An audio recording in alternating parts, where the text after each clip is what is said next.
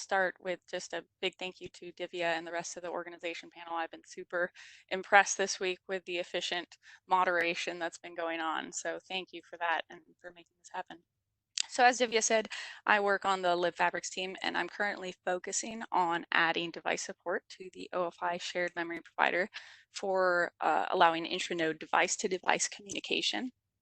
So we've heard a few presentations over the past week discussing different devices and how we can add support for GPUs or other devices in order to leverage that computational power for HPC workloads. So for OFI, this involves various levels of changes, including generic support to expose for providers, as well as some provider-specific changes, such as what my colleague Jin Sheng presented on Wednesday regarding the DMA buff changes for using device memory with the NIC.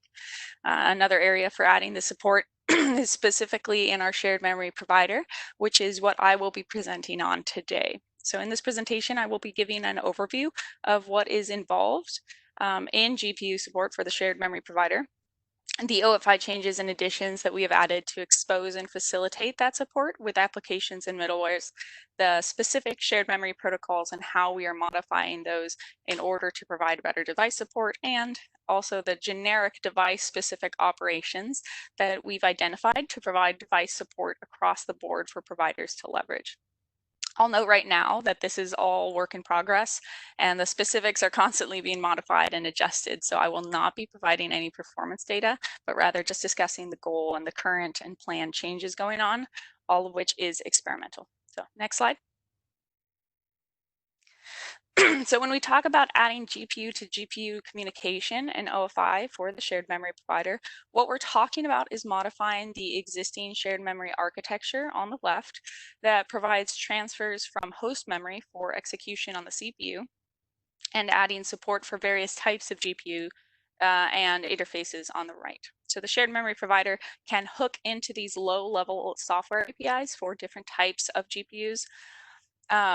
And for use on the device memory on the GPUs. So for example, if you had an NVIDIA GPU and allocated memory on that NVIDIA device using NVIDIA's CUDA API, the shared memory provider can use CUDA API calls to manage and move memory on that GPU into host memory or another NVIDIA device directly. Similarly, if you had an Intel GPU and allocated memory on that device using the Level 0 ZE API, which Sayantan touched on in the previous presentation, which is the driver API and backend library that exposes access to Intel GPUs, we can use comparable ZE calls to copy the memory as needed into host memory or another device. So this allows the application using OFI to use various different compute devices for their workloads while still being able to use OFI for their communication. Next slide. So in the existing support, when transferring to and from host memory, we have two different ways to copy the memory to another process. We can either go through the shared memory region using bounce buffers, or we can copy directly from the other process. Next slide. This requires using either a simple mem copy into or out of the shared memory region for smaller transfers, which are under 4K, or using a CMA read or write for larger messages. CMA, in case you are not familiar, is a Linux kernel call called cross memory attach, which exposes process memory and allows for memory copies across different processes. Next. So adding GPUs into the mix, we now have to determine what comparable calls to use when copying into and out of the shared host memory from device memory, as well as copying to and from device memory across processes as well. Next. To do this, we have to use the correct memcopy call or sequence of calls from the API that owns the memory, as well as pass the IPC or inter-process communication handle information between the processes in order to access the device memory from outside of the owning process. Next slide. In order to know which call or protocol to use, both the sender and receiver need to know whether the source or target memory location is on the host or a device, and if it's on a device, which device is it on? Next slide. Subsequently, OFI has 4 new API additions to expose and request proper support for transfers involving a GPU. Next.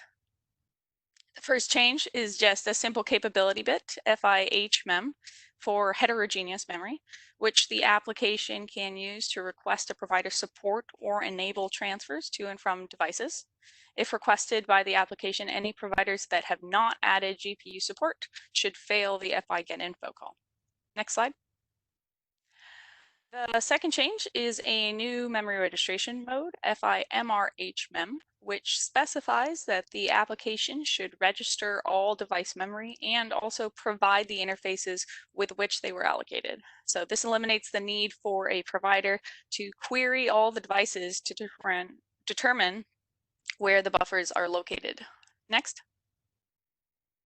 In addition to the request for registration of all device buffers, a few fields are added to include supplemental information to the registration call as well. The first is an interface attribute to specify which interface manages the memory region and also tells the provider which API calls to use when copying to and from the memory buffer.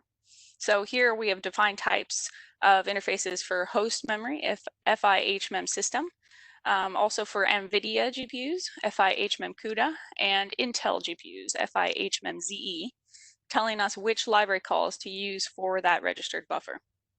Next. The other registration attribute added is a device field, indicating on which device the memory is located on for use in systems with multiple devices. So this varies by the interface that we're using. So for example, for CUDA, this is just an int, which is equivalent to the CUDA type CU device.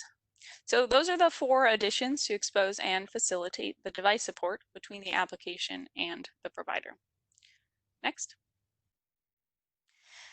In order to allow existing applications or middlewares to use GPU memory without changing their OFI calls and implementation, OFI will also add a new hooking provider called HMEM Hook, which will hook into any necessary OFI calls such as FI send or FI receive.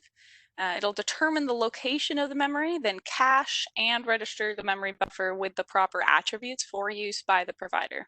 So from the application's point of view, it can pass in any memory on any device or the host without having to do any extra registration. From the provider's point of view, everything has gotten registered properly because the hooking provider has done that for the application. However, use of the hooking provider obviously has overhead for all the memory discovery and management. So direct use of the provider, of the core provider that has HMEM support is recommended for optimal performance if the memory location is known and can be carried through the stack into OFI. Next slide. So just a quick overview on the shared memory provider in case you're not familiar, and all its current host memory protocols. The provider allocates one shared memory region per endpoint to handle all incoming transfers. It has 3 pools of resources to manage these communications. The first is a single command queue for peers to post incoming messages or data requests. It also has a response queue for messages that require an acknowledgement from the receiver. So this is for those larger messages doing that CMA copy across the processes. And then finally, a pool of inject buffers, bounce buffers for medium messages, which are 4K. So anything less than 4K can go through that bounce buffer. Next slide. The shared memory provider uses these 3 main protocols for data transfers. The first is an inline protocol for small messages where the payload is saved directly into the operation command. So this is used for messages smaller than roughly 40 bytes. I forget the exact size. An inject protocol for medium-sized messages where the message is saved into one of the target peers host memory bounce buffers, saving the inject buffer offset into the command. And then finally, a rendezvous protocol where the sender saves the virtual addresses of the source IOVs as well as an offset to the response status of the operation into the source peer's response queue.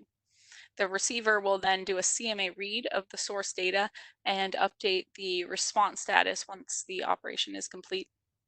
So this is used for messages larger than 4K in order to avoid that double mem copy involved in buffering the data into the command or inject buffer. I'll note that there are also two other protocols that can be used with the shared memory provider that aren't shown. These are two alternatives for the large message IOV message protocol in case CMA calls are not available. So this could be due to not having the correct kernel version, or so the CMA call isn't even available, or it could also be due to incorrect permissions, since the CMA call requires ptrace protections turned off. So if CMA is not available for one of those reasons, we can instead use one of these alternate protocols, which involve either segmenting the large message into 4K chunks to fit into multiple inject buffers, or copying the transfer data into a new shared memory region of the size of the transfer, and then sending the shared memory information over to the peer, who will then open the shared memory region and copy it directly from the shared memory. But I'm not going to be discussing those today, since they're just general support in case CMA is missing. Next slide. So now for the three main protocols, if we start to replace the transmit and receive buffers with buffers owned by the device, we need to identify which one of these copies to replace with device-specific calls. So copying the device memory into the host-owned command or inject buffers for the first two protocols requires a device-to-host copies, and then doing the larger device-to-device copies requires some sort of device-specific inter-process transfer. Next.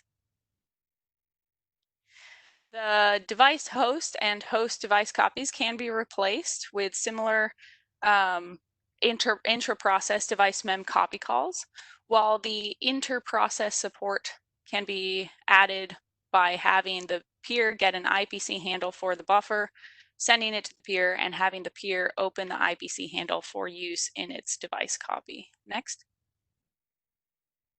Sorry, next, one more. These additions will work functionally speaking. However, device to host and host device calls tend to be rather expensive. So keeping the memory on the device if possible, or at least within the management scope of the device driver, will be much more performant. Next. I guess you can go probably one more. To help with this, we can add another pool to the shared memory region's resources, a pool of IPC handles that can be used as device bounce buffers, allowing the memory to stay on the device instead of having to move into the host and then back onto the device. Next. So in this modified protocol, instead of issuing a device-to-host mem copy into the host's own shared memory region, the sender can instead use one of the IPC buffer handles to do a device IPC copy into the peer device buffer, and then save the offset for the handle in the command. The receiver can then issue a device mem copy from its own device buffer into either host or device memory. So we're avoiding that extra unnecessary device to host or host to device copy if necessary. Next slide. So in order to implement all of these protocols and modifications, we have outlined a list of device operations that can be defined for any device API or library for usage in any provider. So they include the following categories of operations. The first is initialization and cleanup functions for any device-specific resources. The second is the memory copy functions for copying to and from device memory within the same process. So those are those simple device to host, host to device. The third is a set of IPC handle functions for copying device memory across processes. So this includes the owning process getting the handle, and the peer process opening and closing the handle when copying to or from it, and then when it's done with it. And then finally, a set of allocation and free calls for using those device bounds buffers that I just talked about, or for any other protocols that might improve performance if the memory stayed on the device. So any provider, like the shared memory provider, can simply identify these scenarios when it might need to copy into or out of the device, or allocate device memory, or use IP handles or whatever, and call the appropriate OFA HMEM ops corresponding to the library that manages that memory. Next slide. So as an example, here are two different sets of calls that might be defined in a set of OFI HMEM ops for Intel GPUs using the level 0 ZE API, and also for NVIDIA GPUs using the CUDA API. Note that not all of the needed calls are shown, and they're not the optimal set of calls or anything, just a few sample calls to illustrate the function of the calls. So the Intel Level 0 ZE API might need to initialize its drivers and devices and create the execution command queues and lists for the memory copies in its init ops. Similarly, the CUDA API might need to make sure its device context is initialized with CU init. The level 0 would then call its append memory copy and execute calls for any memory copies, while CUDA will call its CUDA memcopy. For IPC handle functions, each library has its comparable get, open, and close IPC handle functions. And then similarly for the memory allocation and free calls, both libraries have comparable alloc and free functions to use. So the OFI HMEM ops basically allow simple definition of all needed device calls that any provider can then hook into using the registration interface in order to perform the appropriate function. So I guess next slide is just the thank you, but I just want to summarize my presentation. First of all, the API has 4 new additions to facilitate that support between the application and the provider. Those are the capability, the MR mode, the registration interface, and the registration device.